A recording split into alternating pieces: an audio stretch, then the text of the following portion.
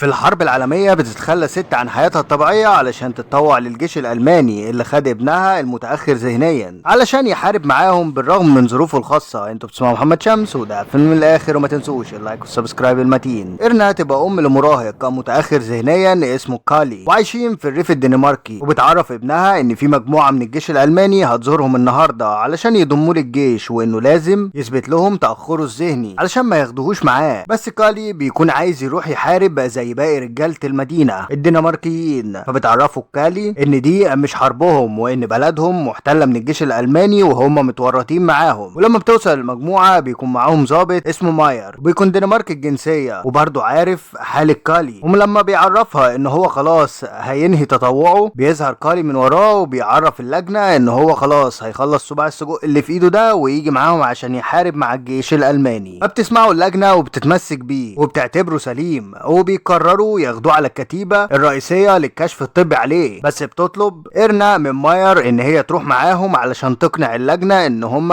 يرفضوه. ولما بتوصل إرنا لقائد المعسكر بتعرفوا بحالة ابنها الخطيرة او انه معاق ذهنيا وممكن يأذي نفسه وزمايله كمان في الحرب، وبتعرض عليهم اكل من اللي هي بتعمله في بيتها. بس القائد بياكله ببرود وبيرد عليها وبيعرفها ان ابنها عدى 18 سنة وعاقل وانه لازم يخدم ألمانيا تحت اي بند من البنود، وده طبعا برغبته التامة لانه هو اللي وافق. فبتاخد إرنا السجق بتاعها من قدامهم وبتمشي وهي غضبانة جدا منهم، وبتقرر تهرب كالي. وبتعرف فعلا مكان المبيت بتاعهم فين، بس بتلاقي ضابط بيهرب منه وبتساعده في الهروب. وبتعرف منه انه اسمه يوليوس وان عمه ضابط معاه في نفس الكتيبة وانه اسمه انطون وقديم في الجيش. فبتقرر وقتها إرنا ان هي تاخد لبس يوليوس وتقص شعرها علشان تاخد دوره في الكتيبة، وبتقرب هو بلبسها، وطبعا بتعمل كده علشان تبقى جنب ابنها كالي. ولما بتوصل لمكان المبيت بتاع كتيبة يوليوس بتعرف الضابط انطون باللي حصل، وانه لو افشى سرها هي كمان هتعرف الكل ان الضابط يوليوس قريب الضابط انطون القديم في الجيش هرب من خدمته، وده طبعا هيعمل لهم فضيحة كبيرة في الكتيبة بتاعتهم ومش بعيد يتجازوا كلهم. فبيوافق بعدها انطون على خطتها دي، وبيأمر باقي افراد الكتيبة ان هم يعرفوا الكل ان ده يوليوس زميلهم، وبيحذرهم ان سرهم ده ما يطلعش بره. وبتكمل إرنا في لعب دور يوليوس علشان تبقى جنب ابنها كالي. بس ماير اول ما بيشوفها بيعرفها وبيكشف هويتها على طول وبيكلمها على انفراد، وبيعرفها ان اللي بتعمله ده غلط وان هي كده بتعرض حياتها للخطر. فبتفكروا إرنا بعرضه للجواز ليها من سنين وان هي هتوافق لو سابها في حالها تكون جنب ابنها خلال الحرب،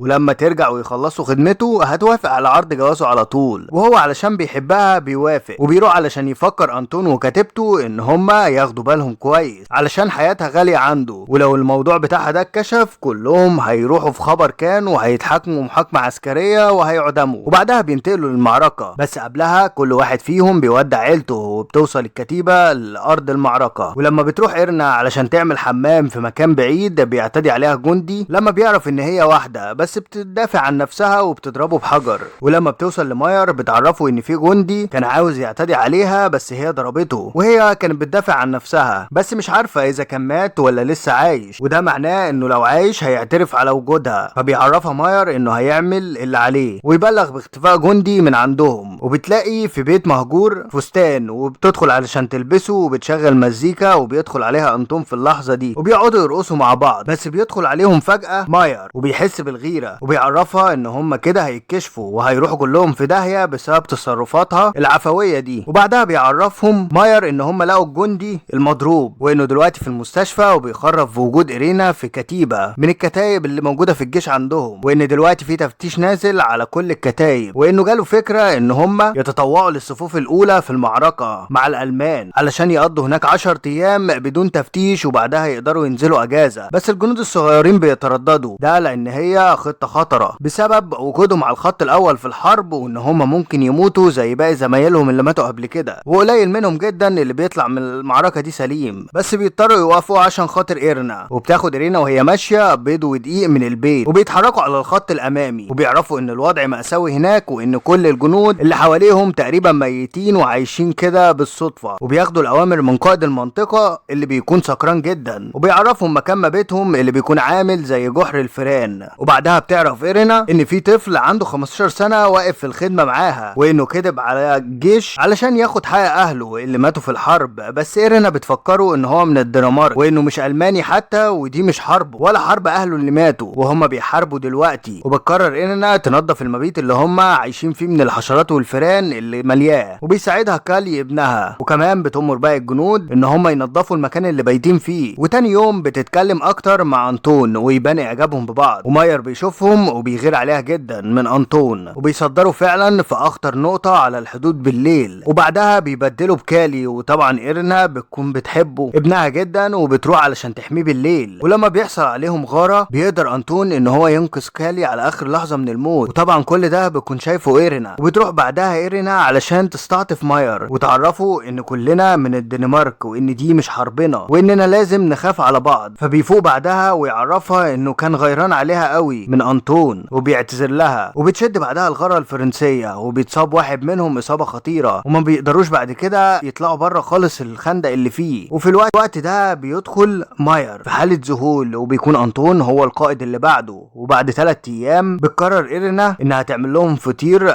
من البيض والدقيق اللي كانت واخداه معاها من البيت بمناسبة عيد ميلاد كالي. وبعدها بيتحركوا ماير وبيصوب مسدسه ناحية انطون وبيضرب عليه النار وبيتصاب اصابة خفيفة. وبعدها بيصوب ناحية كالي فبتمنعه المرة دي ايرينا وبتحاول تفوقه من الصدمة اللي جاتله. فبيطلع بعدها ماير للمعركة ومحدش بيشوفه بعدها ولا حد من الجنود حتى اللي موجود معاها كان قادر يطلع ويجيبه. ولما الكل بينام ايرينا بتعرف انطون ان هي ما اتجوزتش اصلا، وان كالي ده ما يبقاش ابنها، وان هي لقيته قدام بيتها بعد ما اهله تخلوا عنه بسبب تاخره الذهني، وانها من ساعتها وهي تولد تربيته والاعتناء بيه من صغره. وبيعرفها انطون ان كالي في سن المراهقه وانه لازم يتعامل معاه كراجل يكون ليه قرارات مستقله. وبعدها بتعترف ايرينا لانطون بحبها ليه بالرغم ان هي عارفه انه متجوز وعنده اطفال، ولما الحرب تخلص وهم لو لسه عايشين مش هيشوفوا بعض تاني. وهو كمان بيطلع واقع في حبها وبيقضوا الليله مع بعض. وتاني يوم الجندي المصاب بيطلب منهم ان هم يخلصوا عليه علشان مش قادر يستحمل الم الاصابه، والكل بيرفض انه يعمل كده ما عدا كالي اللي بيتطوع علشان يخلص عليه ويخلصه من الالم اللي هو فيه. وفعلا بينفذ. بس في جندي تاني من كتر غضبه بيعرف ايرينا ان لولاها هي وابنها وجودهم معاهم في نفس الكتيبه كان زمانهم دلوقتي بعيد عن الموت، وما كانش كل ده حصل. ولما بيخلص الاكل منهم بتحس ايرينا بالذنب وتقرر ساعتها تطلع علشان تدور على اكل وميه. بس الغراب بتكون شديده جدا، واول ما بتطلع بتلاقي جثه ماير وبتقعد تنادي على كالي علشان ياخد الجثه لتحت على امل انه يطلع عايش. وفعلا بيطلع ياخده وبينزل تاني، وبتكمل في ان هي تدور على اكل بس بيغمى عليها وبيلاقيها الجنود الفرنسويين وبيكونوا فاكرينها المانيه ويكونوا هيضربوها بالنار. فبتطلع على طول علم الدنمارك وبتوريه لهم. وبعد 6 شهور بتكون ايرينا بتخدم في مركز اللواء للجيش الفرنسي وبتكون طباخه هناك، وبتكتشف حملها في ابن انطون. وبيوصل جندي بيعرف ايرينا ان الحرب وقفت وتقدر دلوقتي ترجع على الدنمارك علشان تشوف ابنها. وبترجع تاني فعلا، وبتلاقي في القطر اللي هي راجعه فيه